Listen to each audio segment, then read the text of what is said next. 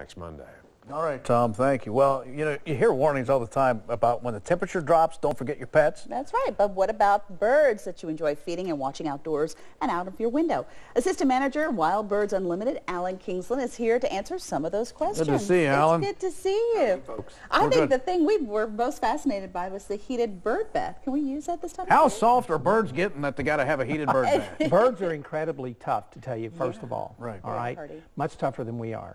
It's bad enough when we go outside, you can imagine, but take a little 3-ounce animal, Yeah. hardly 4 inches long. How do they survive the cold? How do they? Feathers, number one. Right. Yeah. It's like the way they insulate themselves is incredible.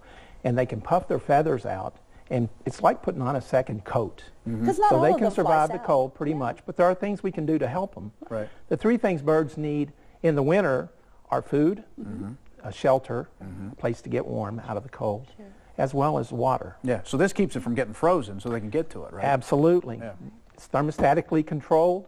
It'll come on at a certain temperature to keep the water from freezing. Birds don't need warm water to bathe in. Right. Oh, really? But it is important in the winter. A lot of people think you just need to furnish water in the summer. Birds can get dehydrated in the winter just as easily. They put out an incredible amount of energy searching for food. Don't they have like a rapid heartbeat? I mean, Their that's- metabolism yeah. is 3 or 4 times ours. Well, do we have to change the type of food that we give them in the winter? We do. We need to go to a higher fat food. So some of the foods we recommend, this is our No Mess Plus blend. It's high in fat, and we've added extra ingredients like fruit. There's cranberries, cherries in there, tree nuts, little bark butter bits, which are down at your end. Okay. The birds tend to like those things in the winter. More species like them, so you're inviting more birds into the yard. Something that's really fun, that's a peanut wreath. And if you enjoy blue jays, like I do, they They'll crack love 'em these open? things. They will actually take those out of there. They have a throat pouch. They'll stuff their throat pouch with 4 or 5, go off and cache them or bury them, and come back later and eat them. Almost like a squirrel.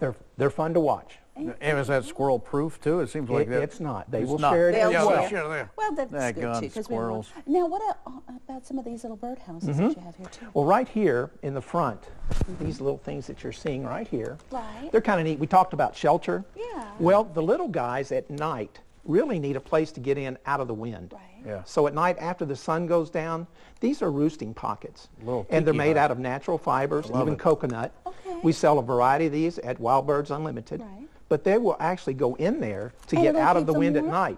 You may not ever see them use them because they only use them at night, okay. but it gives them good protection out of that cold There wind. are so many great things that you can get your little fine feathered friends if you go visit the folks over at Wild Birds Unlimited. You can learn more on their website.